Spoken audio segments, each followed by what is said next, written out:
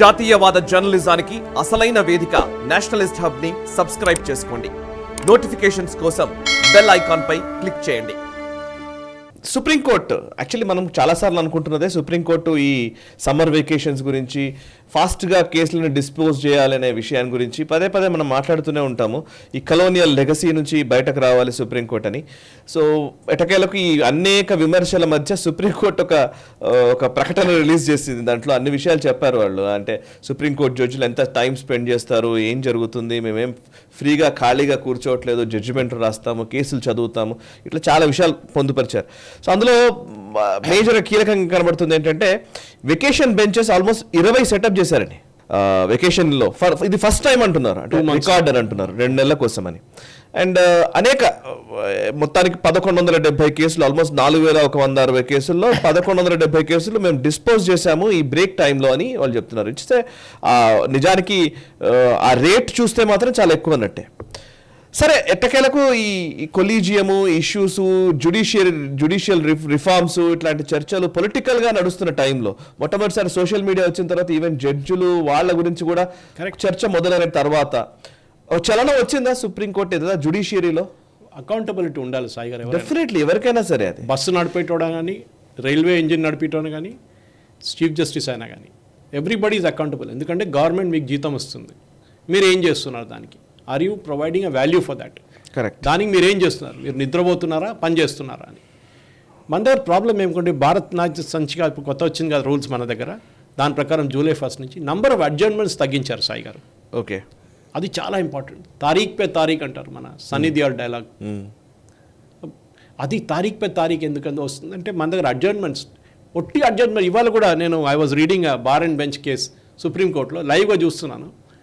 Chief justice ముందు ఒక case రాగానే సమ్ సాలిసిటర్ జనరల్ లేరు, ఇంకో కోర్టులో ఉన్నారు, ఆయన వస్తారు కానీ I can have a pass over అంటారు వీళ్ళు. పాస్ ఓవర్ అంటే it will be heard later.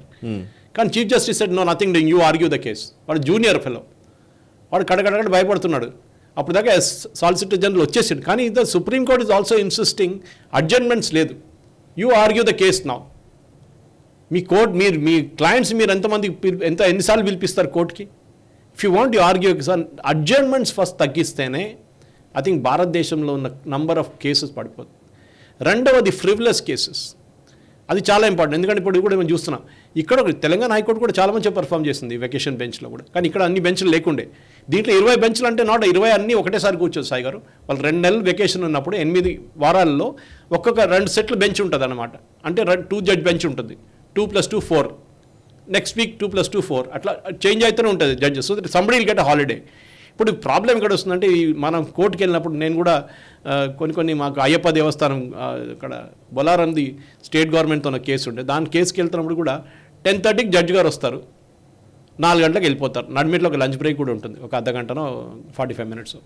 మనం అనుకుంటే ఎంత మంచి ఉద్యోగం రా బాబు ఇది, 10:30కి రావడం, 4 గంటలకు వెళ్ళిపోవడం. ఏమైతే రాత్రి 9 దాకా పని చేస్తాం, 6 దాకా పని చేస్తాం. మనకు మీడియాలో ఉన్న అసలు ఉంటుంది.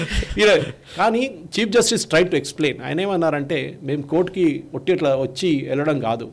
And I've seen this because 2018లో నా మీద కేరళలో ఉన్న డెత్ థ్రెట్ కేసులో నేను అప్పుడు సుప్రీంకోర్టుకి వెళ్ళాను ప్రొటెక్షన్ కోసం. Justice Lalit and justice Parashar, ఇప్పుడు వాళ్ళిద్దరు రిటైర్ అయిపోయారు. వాళ్ళు నా కేసుని ఒక 30 సెకండ్లో డిసైడ్ చేసేసారు. సో నేను అనుకున్నా, ఐఎమ్ నోబడీ టు ఆర్గ్యూ, నాకన్నా ముందు సీనియర్ కౌన్సిల్స్ ఉన్నారు నా కోసం. వాళ్ళు ఆర్గ్యూ చేసినప్పుడు they said okay, give protection based on threat perception, finished. అప్పుడు నేను బయటకు వచ్చి మళ్ళీ మా అడ్వకేట్స్ దగ్గర అడిగాను, వీళ్ళకి ఎట్లా తెలిసింది? కేసు చదువుని కూడా లేదా, ఓపెన్ కూడా చేయలేదు ఫోల్డర్ని. అంటే వాళ్ళు అన్నారు, లేదు, వాళ్ళు ఇంటర్న్స్ ఉంటారు వాళ్ళ దగ్గర. ఇంటర్న్స్ అంటే లా గ్రాడ్యుయేట్స్ ఉంటారు, వాళ్ళు దే ఆర్ స్టిల్ స్టడీయింగ్. వాళ్ళు దీని మీద ఒక నోట్స్ తయారు చేస్తారు, ఒక సింగిల్ పేజ్ నోట్ తయారు చేసి చీఫ్ జస్టిస్కి లేకుంటే ఆ బెంచ్లో కూర్చున్న జడ్జెస్కి ఇస్తారు. అది వాళ్ళు అది చూసుకుంటారు, దాని మీద డిసిషన్ ఇచ్చేస్తారు ఇమీడియట్లీ. సజెషన్ కూడా ఉంటుంది, give a decision like this అని. కానీ the final call is up to the judges. So ఇట్లాంటి కేసులు కూడా ఈయనేమంటున్నారు, మేము ఇంటికి వెళ్ళిన తర్వాత కూడా మేము నెక్స్ట్ డేకి ఉన్న కేసు చూసుకుంటాం, అది చదువుకుంటాం. బికాజ్ వీళ్ళ ఇంటికి మొత్తం బ్యాగ్ పంపిస్తారు. మీరు ఇప్పుడు చూడండి, కొన్ని జడ్జిలు ఇంటికి తీసుకెళ్తారు, పెద్ద పెద్ద బ్యాగ్లు వాళ్ళ పేషీ నుంచి పోతూనే ఉంటుంది, పెద్ద బ్యాగ్ ఉంటుంది, అది మన క్రికెట్ కిట్ లాగా ఉంటుంది. తీసుకెళ్తారు, ఇంటికి వెళ్ళి ఆ మొత్తం డాక్యుమెంట్స్ చదువుకుంటారు. నెక్స్ట్ డే ఒక 60 కేసులు ఉంటుంది. 60 కేసులు వాళ్ళు ముందు వచ్చినట్టు చదవలేరు, ముందే చదువుకుంటారు, నోట్స్ చేసుకుంటారు. నేను ఇది వస్తే నేను ఇది చెప్పేస్తాను, ఈ దాని say okay fine, issue notice to all the parties, కథ ఆ కేసు అయిపోయింది, పక్కన పెట్టేసి. లేదు జడ్జ్మెంట్ రిజర్వ్డ్ అంటే then have to write the judgment, ఆ జడ్జ్మెంట్ రాయాలి. దానికి వాళ్ళు వీకెండ్ తీసుకుంటారని చీఫ్ జస్టిస్ ఎక్స్ప్లెయిన్ చేస్తున్నారు. సాటర్డే సండే కూర్చొని, సాటర్డే స్పెషలీ మొత్తం రోజు కూర్చొని, ఎందుకంటే హాలిడే సాటర్డే వెకేషన్, ఇది డిక్టేట్ చేస్తారు నోట్స్. సెక్రటరీలు పిలిపిస్తారు, లేకుంటే ఇప్పుడు అన్ని మోడర్న్ టెక్నాలజీ ఉంది, డిక్టోఫోన్ యూజ్ చేసుకోవచ్చు, మీ ఫోన్ రికార్డర్ యూజ్ చేసుకోవచ్చు. వాళ్ళు డిక్టేట్ చేసి దాన్ని టైప్ చేసి మళ్ళీ దాన్ని డ్రాఫ్ట్ చేంజ్ చేసి కరెక్షన్ చేసి ఫైనల్ ప్రింట్అవుట్ తీస్తారు, దాన్ని సైన్ చేస్తారు జడ్జెస్. అది కాకుండా సండే రోజు, మండే రోజు వచ్చే కేసులు మళ్ళీ వీళ్ళు చెక్ చేసుకుంటారు. మండే ఈచ్ డే ఒక జడ్జి ముందు మినిమంగా అట్లీస్ట్ 2 బెంచ్ జడ్జి ముందు 60 నుంచి 70 కేసులు వస్తాయి Sai garu. So between 10:30 and 4 o'clock or 4:30 they have to hear. So మనం ఎక్కడో విన్నాను నేను, రాత్రి 12 దాకా కూర్చున్నా. I think even Telangana high court రాత్రి 12 దాకా కూర్చున్నానంట జడ్జెస్. అందుకంటే they also realise there lot of pressure. ఒక్కొక్క ఫైల్ అంటే ఒక్కొక్క పెటిషన్ కింద వెనక ఒక జీవితం ఉంది సాయి గారు, ఒక జీవితం ఉంది. ఎస్, అది మర్చిపోకూడదు. మనం ఇప్పుడు ఎవరో అనుకుంటాం, ఎవరు లాయర్స్కి ఏం పోయిందండి, నేను ఎవరు లాయర్స్ని ఐఎమ్ నాట్ డిక్రైయింగ్ దమ్. వాళ్ళకి ఒక అడ్జర్న్మెంట్ ఇస్ అన్ అడ్జర్న్మెంట్. వాడు ఇంకొక కొంచెం ఎక్స్ట్రా ఫీజు వస్తాయి నెక్స్ట్ హియరింగ్కి, ఆడు ఎప్పుడు హోప్ ఇస్తాడు, భయపడకండి నేను చూసుకుంటాను కదా, నేను ఉన్నాను కదా అంటాడు. సో క్లయింట్ వాడు ఆల్సో ఇస్ గెట్స్ రియష్యూర్డ్. కానీ ఎక్కడో ఎండ్ కావాలి కదా, 32 సంవత్సరాలు 40 సంవత్సరాలు కాదు తర్వాత కాదు జడ్జ్మెంట్ ఇచ్చేది. Justice delayed is justice denied అంటారు. And that is very sure. And I think first time Supreme Court has openly put out వాళ్ళ స్కెడ్యూల్ ఏంటి, వాళ్ళు ఎట్లా పనిచేస్తారని చెప్పి చీఫ్ జస్టిస్ చెప్పారు. హోప్ఫుల్లీ ఈ ఫ్రివ్లెస్ పిటిషన్స్ని ఎంటర్టైన్ చేయకుండా అక్కడే డిస్మిస్ చేసి పడేస్తే సుప్రీంకోర్టుకు వచ్చే హియరింగ్స్ కూడా యూఎస్ సుప్రీంకోర్టు లాగా నంబర్ ఆఫ్ హియరింగ్స్, హైకోర్టు తర్వాత మీకు అపీల్ ఉందా లేదా అని ఫస్ట్ డిసైడ్ చేసుకోవాలి. అపీల్ లేకుండా లేదు సుప్రీంకోర్టులో, ఫినిష్డ్. ఇదేంటి చిన్న చిన్న దాన్ని కూడా ఒక బెయిల్ కావాలంటే సుప్రీంకోర్టుకి వెళ్తాడు. మళ్ళీ సుప్రీంకోర్టు అడిగితే మీరు హైకోర్టుకి వెళ్ళారా, వెళ్ళలేదండి. ఎందుకు వెళ్ళలేదు, మాకు అక్కడ ఎంత బెయిల్ రాదు నాకు తెలుసు, దానికోసం మీ దగ్గర వచ్చాను. అరే this is what the problem is. ఇది మీరు ఎన్ని జడ్జెస్ ఎన్ని కేసెస్ పైలాన్ చేస్తున్నారు. ఈ 4000 కేసులు ఈ సంవత్సరం ఈ హాలిడే బెంచ్ ముందు వచ్చింది సాయి గారు. ఈ 2 నెలల్లో పోయిన సంవత్సరంలో 2000 కేసులు ఉండే. ఆలోచించండి, డబుల్ అయిపోయింది ఈసారి. In spite of that they dispose 1400 or 1500 cases. కానీ why such a number of cases? ఎందుకంటే ఎవడైనా కానీ సుప్రీంకోర్టుకి వెళ్తాడు. చిన్న దాని సుప్రీంకోర్టుకి వెళ్ళాలంటే చీఫ్గా సాయి గారు మినిమం 2 లక్షలు ఖర్చు పెట్టాలి. Last me I tell you, నాకు లక్కీగా నాకు మంచి కౌన్సిల్ దొరికే నేను అంత ఖర్చు పెట్టలేదు నేను. కానీ అందరికి అంత లక్కీగా ఉండరు. పేదోళ్ళు ఏం చేస్తారు, గవర్నమెంట్ దగ్గర డబ్బులు ఉంటుంది, పేదోళ్ళు వెళ్ళి ఆర్గ్యూ చేస్తారా, చేయలేరు కదా వాళ్ళు.